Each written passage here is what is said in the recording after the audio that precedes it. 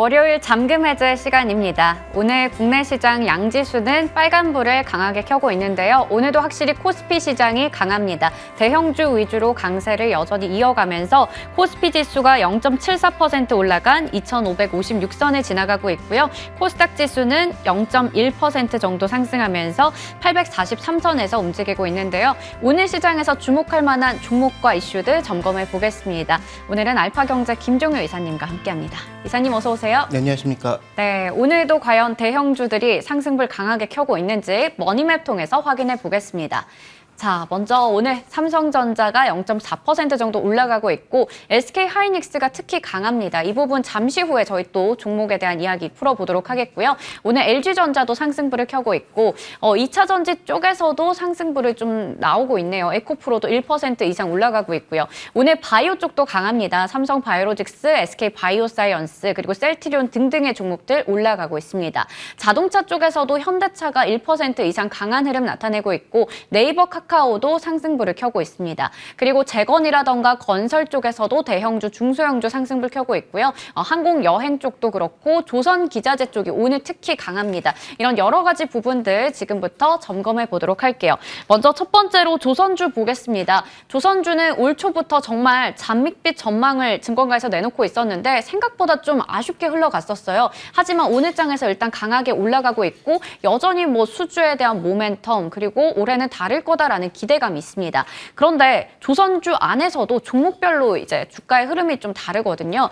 길게 봤을 때 HD 한국조선해양과 현대미포조선 같은 경우 차트가 반대로 그려져 있더라고요. 이렇게 종목별로 차이가 있는 이유가 있을까요? 네, 작년에는 또 반대였죠. 네. 미포조선이 강하고 다른 조선주가 약한. 그래서 네. 이 현대미포조선의 주력이라고 할 수 있는 PC라든지 이런 쪽의 흐름이 작년에 좋았다면, 벌커 쪽이 좋았다면 올해는 그렇지 않다. 이쪽도 크게 나쁘진 않지만 개선되고 있는 쪽, 그다음에 수익성이 나고 있는 쪽, 신조선가의 상승을 이끌고 있는 쪽은 누가 뭐래도 LNG선이다라는 거죠. 그래서 LNG선에 주력하고 있는 삼성중공업과 그다음에 HD 한국조선해양이 두각을 나타내는 것은 너무도 당연하다라고 봐야 될 것 같고요.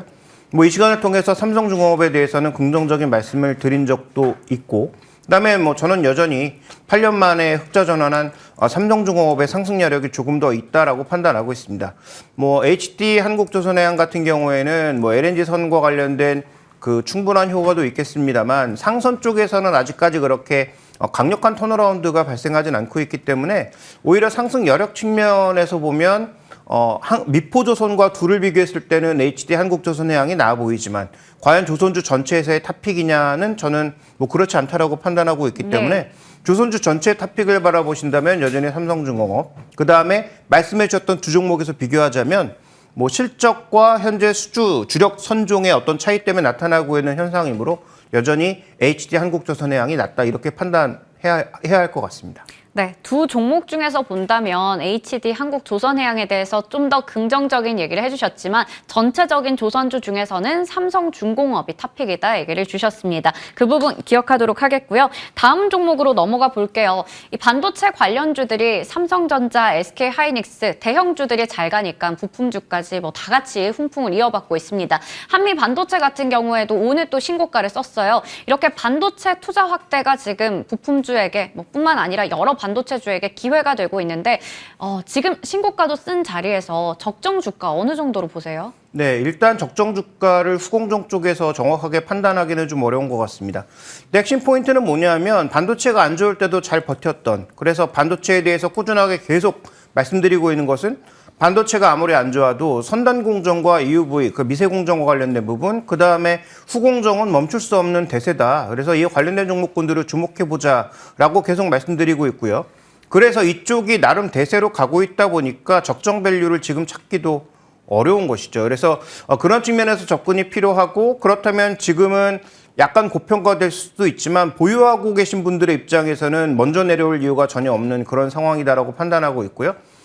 그 다음에 또 하나 이제 주목해 봐야 될 것은 반도체 전체가 좋아진 것은 사실이지만 이들 종목은 좀 약간 결을 달리하고 있다. 신고가가 괜히 나고 있는 것은 아니다라고 봐야 되는 것이죠. 그래서 적정 주가를 지금 구하시기보다는 오히려 흐름이 망가지지 않는 한 지금 구간에서 반도체 쪽에서 이쪽은 계속 투자도 이어지고 향후 성장도 이어질 수 있는 부분이기 때문에 계속 홀딩해야 되는 것이 아닌가라고 봐야 될 것 같고 신규 매수는 조금 이제 타이밍이 늦지 않았나. 그래서 오히려 좋지 않았을 때 주가가 뭐 별로 반응이 없었을 때 좀 샀어야 되는 게 아닌가라고 판단하고 있기 때문에 이렇게 뭔가 주가가 급등하고 난 이후에는 또 기간 조정이 필요할 수도 있으니까 지금은 신규 매수보다는 보유자 관점의 영역에서 해석해 보시는 게 좋을 것 같습니다. 네, 적정 주가를 논하기보다는 우선 보유자의 입장에서 홀딩 의견을 제시해 주셨습니다. 반도체주 얘기를 하다 보니까 저희 시간에도 언급을 해주셨던 종목인데요. 하나마이크론입니다. 이 종목이 5월 18일에 얘기를 주셨었는데 시가 기준으로 10%가량, 최고가 기준 12% 정도 수익률 나타내고 있습니다. 역시나 이 종목도 거의 뭐 신고가 부근에서 움직이고 있거든요. AS 좀 부탁드릴게요. 네, 마찬가지죠. 한미반도체도 후공정, 하나마이크론도 후공정. 소위 후공정에서의 탑2라고 볼 수 있으니까 우리나라에서 그렇다는 거죠.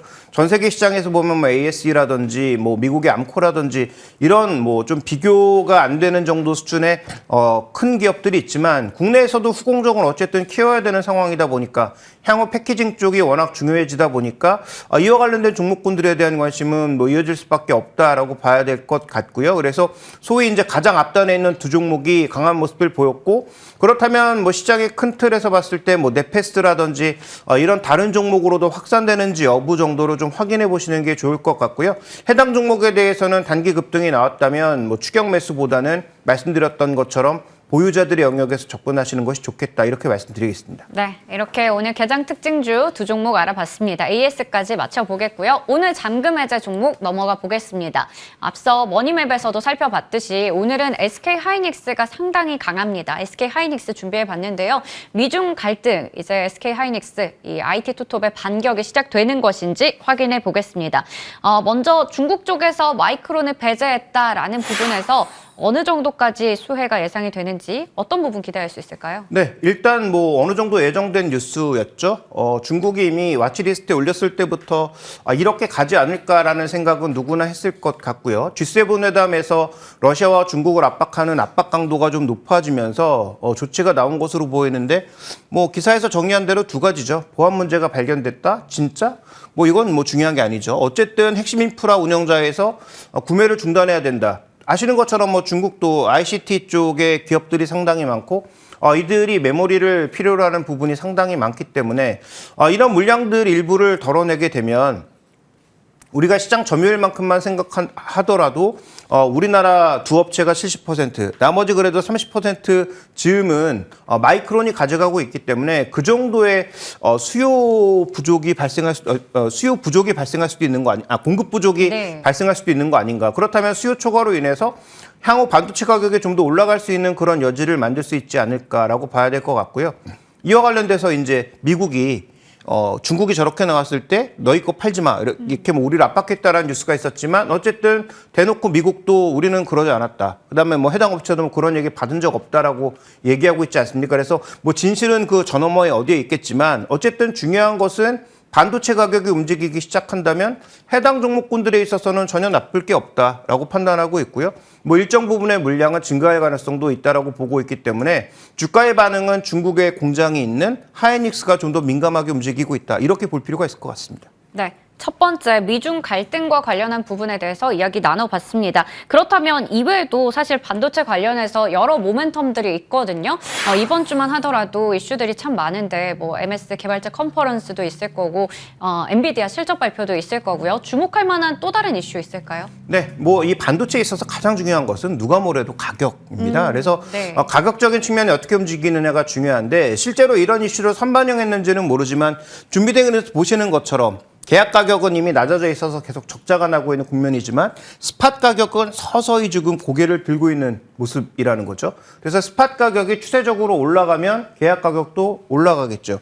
계약 가격이 올라간다는 얘기 무슨 얘기입니까? SK하이닉스와 삼성전자의 적자가 빠른 속도로 줄어들 수 있다라는 거죠. 네. 전망은 뭐냐면 하이닉스 기준으로는 내년에나 대역자 발생한다는 게 핵심 포인트입니다. 그런데 만약에 스팟 가격이 위로 올라가기 시작하면서 계약 가격, 콘트랙 가격이 위로 올라가기 시작하면 그러면 적자 축소하고 흑자 전환하는 시기가 더 빨라질 수도 있는 거 아니겠습니까? 물론 이건 확정적으로 말씀드릴 수는 없는 부분입니다만 지금 시장에서 주목해 봐야 되는 것은 스팟 가격은 이미 들썩이기 시작했고 스팟 가격이 더 들썩이면서 만약에 계약 가격을 뭐 다음 분기나 다다음 분기 정도에 들어올릴 수 있는 그런 어떤 요인을 만들어낸다면 그러면 올 연말까지 적자로 봤던 이 추정 실적이 빠르게 개선되거나 뭔가 변화가 있을 수 있다는 거죠. 네. 그래서 지금의 핵심 포인트는 이런 지정학적 이슈로 인해서 가격 자체를 변화시킬 수 있는 반도체의 수급을 변화시킬 수 있는 그런 요인이 나타난다면 이미 경기 시그널은 돌았잖아요. 지난번에 한번 보여드렸던 대로 OECD 경기 선행 지수는 돌았거든요. 그러면 뭐 강하게 돌지 않는다고 하더라도 재고 돌고 가격 돌면 그러면 뭐 반도체 가격은 움직일 수밖에 없는 거죠. 그런 차원에서 지금 우리가 가장 중요하게 봐야 되는 것은 뭐 엔비디아 실적이라든지 뭐 반도체 시장의 전반적인 움직임 중요하고 그다음에 이제 더 중요한 것은 뭐 구글이나 그러니까 알파벳이나 뭐 이런 업체들이 얼마나 IT 투자를 늘리느냐 이런 거 중요하게 봐야 되겠지만 반도체 가격의 순수한 움직임이 더 강하게 나타날지 여부를 지금부터는 주목해 보시는 게 좋지 않을까 이렇게 보고 있습니다. 네, 어느 정도 업황의 개선에 대한 시그널은 나타난 상황이니까 이제 여기서 우리가 봐야 될 건 재고라던가 가격 추이가 될 것 같습니다. 가격도 확실히 이제 올라간다면 실적 개선까지 이어질 수 있으니까요. 자, 그렇다면 지금 이 IT 투톱의 반등 그리고 반도체 쪽의 상승이 단기적인 것인지 아니면 계속해서 이어질 수 있는 건지 밸류는 어느 정도까지 따져볼지 궁금하네요. 네, 일단 이 종목은 우리가 전에 한번 다룬 적이 있는데요. 그때도 분명히 말씀을 드렸죠. 아마 한 달, 뭐 2달 정도 전에 했던 것 같은데 바닥은 찍은 것 같다. 네. 그런데 올라가는 것은 시간적인 여유가 필요하다라고 말씀을 드렸던 것 같은데 지금도 동일합니다. 추세적으로 계속 단계적으로 올라갈 수 있는가? 뭐 그렇게 생각하기는 어려울 것 같고요. 여전히 우여곡절을 겪을 것으로 예상을 하고 있습니다만 지금의 밸류 레벨을 보시면 적자 구간에서 그렇게 싸지 않은 왜냐하면 기대감이 있기 때문이죠. AI에 대한 기대감도 있고 네. 더 여러 가지 IT 시장에 대한 기대감이 여전히 살아있다 보니까 밸류가 뭐 과거의 적자 시기처럼 그렇게 뭐 절대적으로 낮아져 있지는 않은 그런 상황입니다. 그렇다면 우리가 상단에서도 전고점이라고 할 수 있는 뭐 1.7배, 1.6배 이렇게까지 높게 보기에는 조금 어렵지 않을까라고 판단하고 있고 그러면 우리가 보통 적자에서 흑자 전환하거나 흑자를 유지했던 기간의 평균 PR 정도를 생각해 봤을 때 한 1.4배 정도가 저는 적정 수준이라고 보고 있기 때문에 그 정도 수준에서 하이닉스의 주가를 계산해 보면 과거 대비해서 BPS가 좀 떨어져서 한 11만 원 정도를 생각해 볼 수 있을 것 같습니다. 그렇다면 일단 우리가 합리적인 하이닉스의 올해 목표 주가는 한 11만 원 정도로 보시는 것이 저는 합리적이다라고 판단하고 있고 그 정도의 가격은 뭐 수급적인 요인이 됐든 뭐 그 주변의 어떤 돌아가는 상황에 의해서 언제든지 달성할 수 있는 가격대로 전 들어왔다라고 판단하고 있기 때문에 저는 뭐 그 정도의 가격까지의 상승 여력은 더 열어둬도 된다 이렇게 보고 있습니다. 네. 적정한 밸류에이션을 판단으로 해서 목표 주가는 11만 원 정도로 얘기를 주셨습니다. 저희 시간에 또 앞으로 다룰 일 있으면 지속적으로 AS 받아보도록 하겠습니다. 다음 종목 넘어가 볼 텐데요. 오늘도 자동차 대표주 중에서 아까 현대차 강했었잖아요. 자동차 부품 쪽까지 이제 저평가 밸류, 뭐 매력도가 부각이 되면서 최근에 강한 모습 나타냈는데 화신이 정말 많이 올라왔습니다. 화신, 흥분은 가라앉히자, 좀 진정하자인 것 같은데 첫 번째 투자 포인트 열어보겠습니다. 먼저 반등의 키, 지금 차트를 보면 굉장히 가파르게 많이 올라왔고 오늘도 상승하고 있습니다. 여기서 핵심은 무엇이었나요? 네, 실적이죠. 마진율이 좋아졌다라는 게 저는 네. 더 중요한 포인트가 아닌가라고 보여지는데요.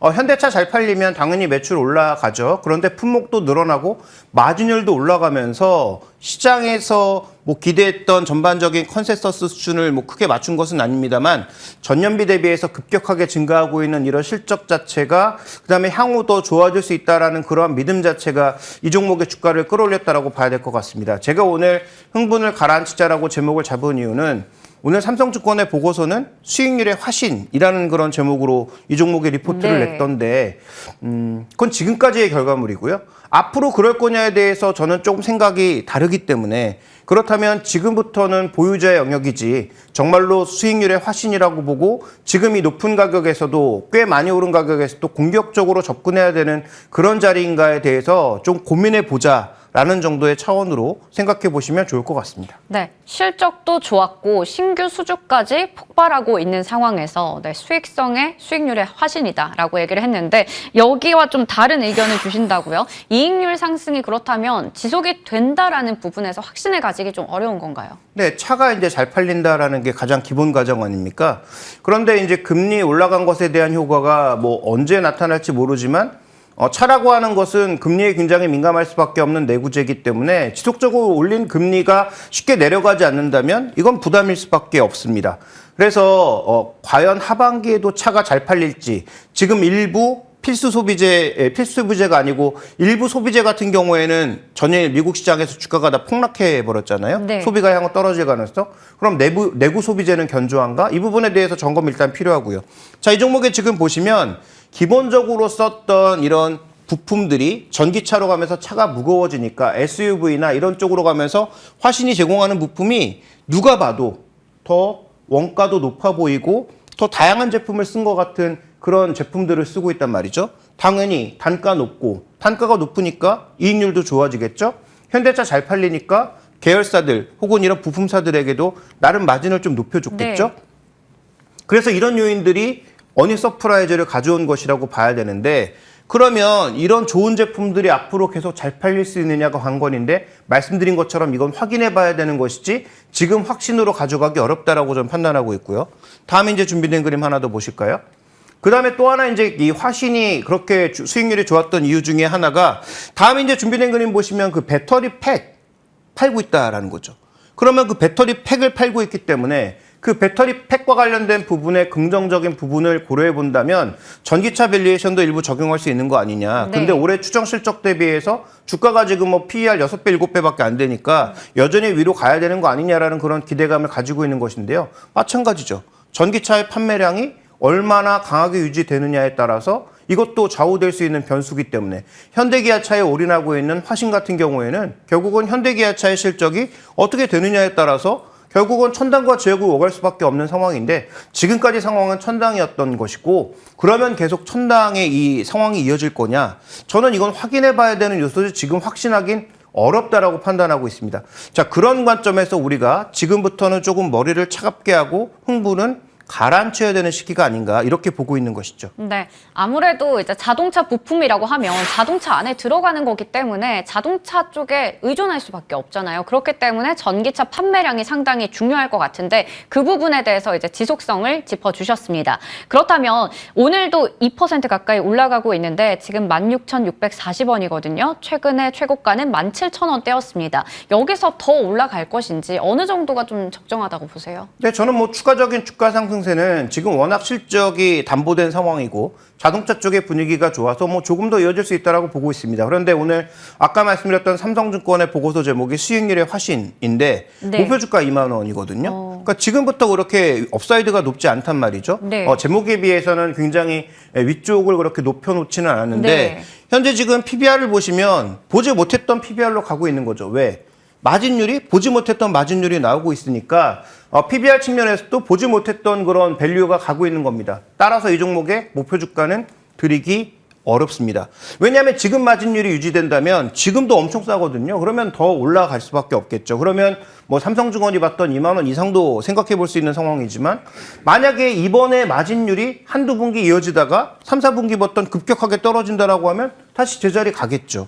그래서 지금부터는 변수가 너무 많아진 상황이고 주가는 이미 오른 상황이니까 여기서부터는 흥분하지 말고 보유자들은 계속 보유 관점에서 보되 신규 매수를 고민하시는 분들은 상대적으로 저평가되어 있는 다른 종목 혹은 다른 모멘텀에 있는 다른 부품주를 찾아보시는 것도 저는 좀 더 의미 있는 부품주의 투자 전략이 되지 않을까 이렇게 판단하고 있습니다. 네, 전체적인 시각은 역시나 흥분을 좀 가라앉히자였고요. 저희 시간에 자동차 부품도 정말 많이 다뤘었거든요. 뭐 한온 시스템이나 만도나 SL이나 여러 종목들 한두 번씩은 언급이 나왔었기 때문에 그중에서 또 저평가되어 있는 종목들 한번 보는 것도 좋을 것 같습니다. 오늘 이렇게 해서 알파경제 김종효 이사님과 이야기 나눠봤습니다. 이사님 고맙습니다.